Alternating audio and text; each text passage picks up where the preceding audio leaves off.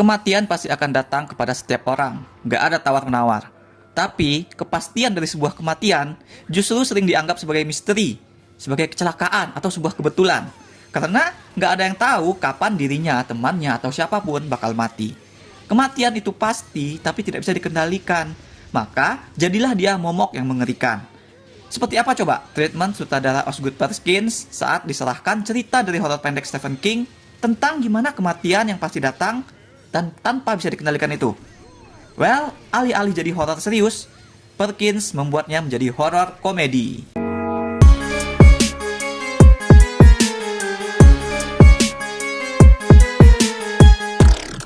The Monkey merujuk kepada mainan monyet terkutuk yang didapat oleh si kembar Bill dan Hal Shelburne saat membuka-buka barang peninggalan ayah mereka. Meskipun pusatnya adalah gimana si mainan monyet membawa petaka setiap kali dia selesai menabuh drum, tapi cerita film ini sebenarnya adalah tentang hubungan si anak kembar tadi. Bill dan Hal kurang akur. Hal sering ngebully Bill, sampai-sampai Bill berfantasi untuk mengenyahkan abangnya tersebut. Ketika mengetahui kekuatan mainan monyet, Bill berusaha memanfaatkan benda terkutuk itu untuk mewujudkan fantasi gelapnya. Tapi si monyet bukanlah benda pengabul permintaan. Kekuatan si monyet membuat korban-korban berjatuhan dengan random.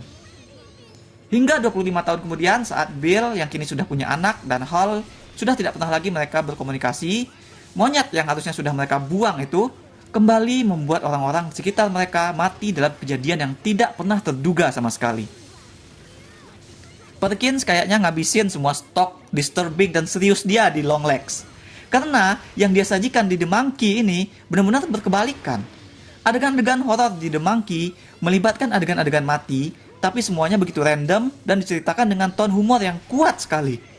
Bayangkan nonton Final Destination, tapi adegan matinya itu dibangun lalu dilepaskan, bukan untuk hanya kengerian, melainkan lebih ke ngajak kita ngetawain betapa random dan misterinya kematian tersebut. Kematiannya tetap ngeri, berdarah-darah. Cuma disajikannya dalam gambar yang lucu gitu. Kayak misalnya ketika ada seseorang yang terbakar, dia tuh berlarian panik dalam rumahnya. Namun yang kita lihat, yang kamera tangkap adalah pantulan dirinya lari panik gitu. Dari kacamata hitam yang dikenakan oleh patung di dalam rumah tersebut. Kan random banget. Lalu bahkan nanti saat dia berlari, kakinya tuh sebelah masuk ke baskom. Udah kayak adegan film Warkop. Ya kan?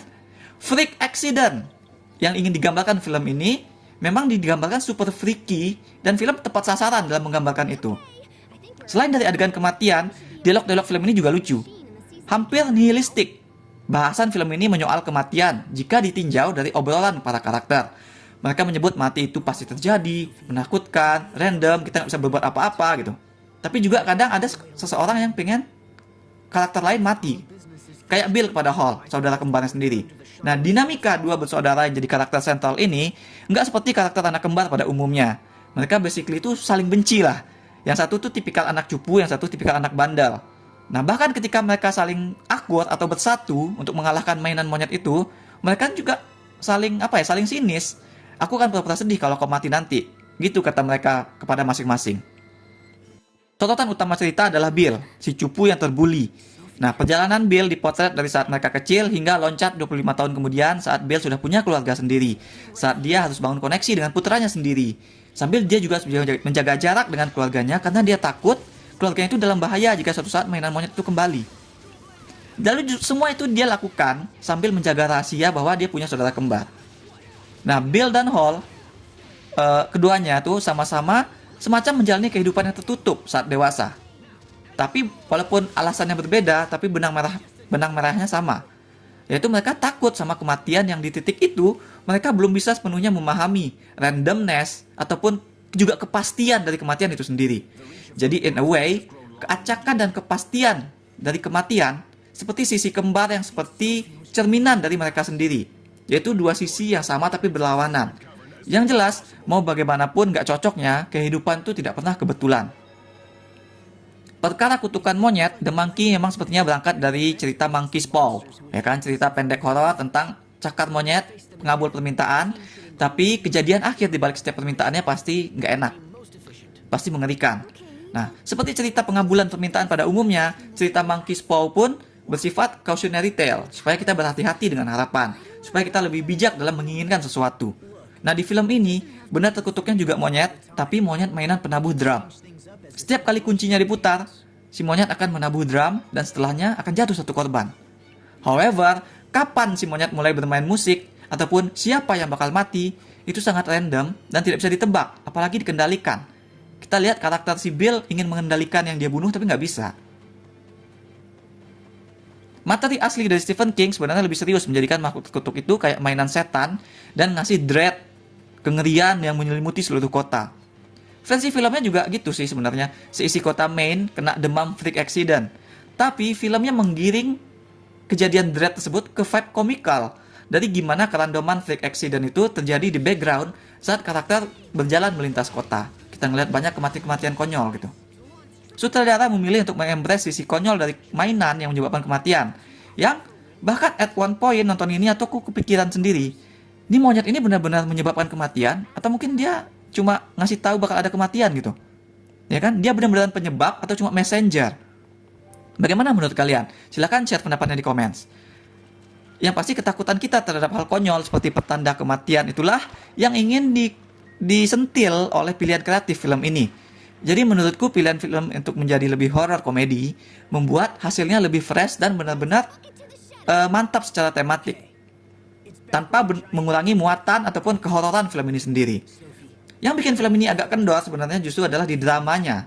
Look, I know horror ini adalah hiburan targetnya kan, terus pengen lihat adegan-adegan mati yang seru doang, tapi tetap saja tulang punggung cerita adalah relasi antara Bill dan Hall.